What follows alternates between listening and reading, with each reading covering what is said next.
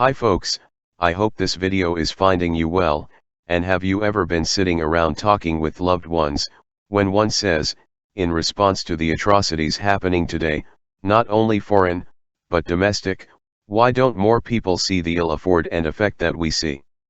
My friends, can we agree the joint is in a shambles, so this present day fidgetry requires an exit, and please know that this is a closing out period, not of simply this age, nay, but an end of the ages total, example, captivity then freedom, only to be held captive again by another dissettled king, or the 1260-year western migration of Zion, being our father's cup, trekked by lead through the wilderness, where no city was found for them, to include our end-day assembly, with all previous ages rendered gone, and after this stanza, portion, and pronouncement, not one more tear shall ever be shed, for beyond this suffer we are promised a tearless forever, Revelation chapter 21 and verse 4. And God shall wipe away all tears from their eyes, and there shall be no more death, neither sorrow, nor crying, neither shall there be any more pain, for the former things are passed away. My friends, those former things spoken to are conditions contrary to divinity's command, that we suffer today, and what we are discovering with every click of the TV channel or computer mouse, is festering wickedness injurious, with organized strife being generously rewarded, with evil attending from each side, every corner, and from all fronts we are being offended, assaulted and punished daily by the friction stick called free will of the ignorant and uncouth, and the answer to the earlier question, why don't more see it, the ill event, the irresponsible slapstick called governance, whether they are patting themselves on the back, or tearing each other down across the aisle, whom have reservations later, with their wives in tow, for dinner after the show they put on that day, in what they call a well, using verbiage burped, beginning their slander with things like my esteemed colleague, or my good friend from East Overshoe, or the one that gets me rolling on the proverbial floor. Laughing is when they say,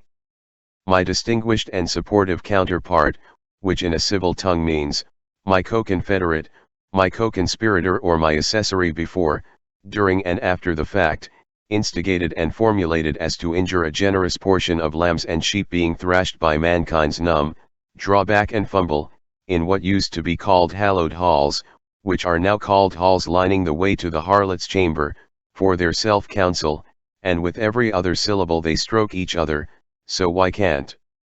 everyone see that irritating half-step, that cruelty by license apportioned,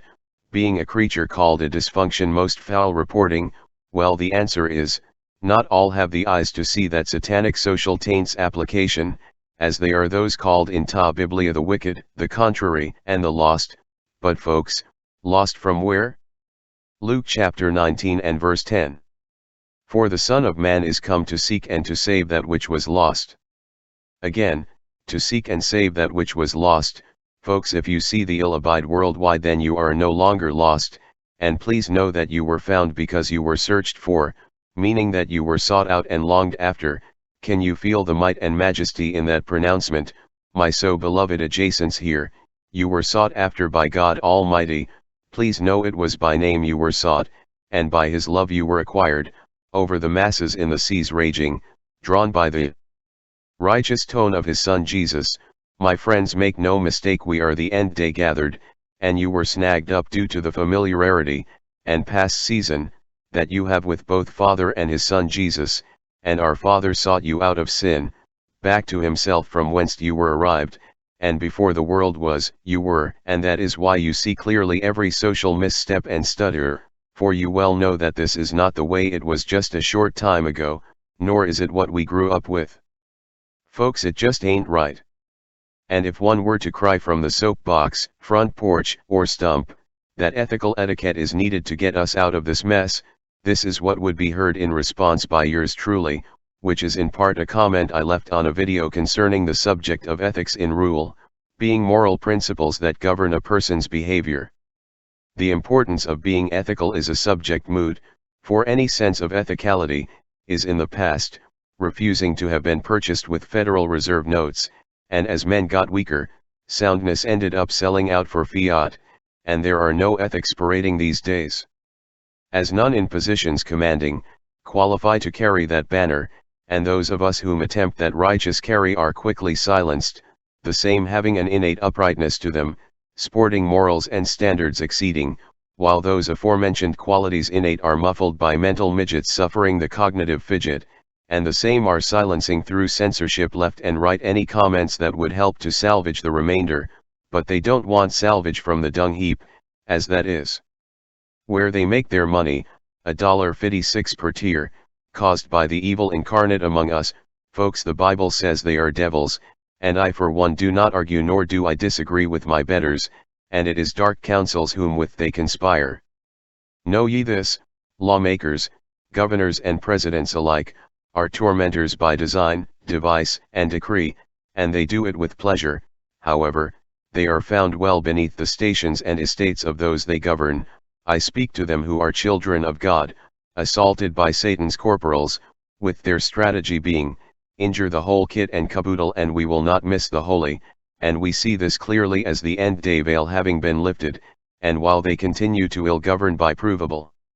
terror and despicable torture, we see them at their worst, with that terror being a fear of arrest and incarceration installed if one bucks the saddle off too many times, and the torture they conduct is the act of taking our pain medication from our medicine cabinets, and placing the same on the black market for $1 a milligram. Folks, a physically healthy junkie can be pain-free, but a 100% disabled veteran with cancer has to suffer, and that's a crime on my scratch pad.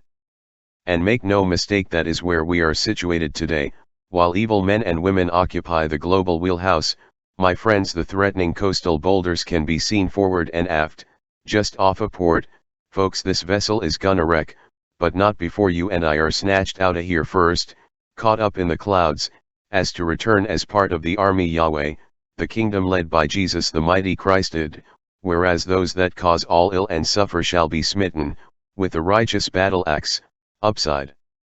their detestable and murderous heads, with our doctrine out in front as a shepherd's staff exceeding, and in short order certain pronouncement shall send them packing, to Fire Lake proper. I have a learned neighbor who just had a hip replacement, and they took him off the morphine drip, in the recovery room, then proceeded to release him, on Tylenol, and be aware it was not Tylenol 3 with codeine, but Tylenol that is taken for slight discomfort. Folks, in the dictionary, medical or other, that is defined as torture, which is an intentional infliction of pain and suffering, and not one doctor has been arrested, because they have made torture legal.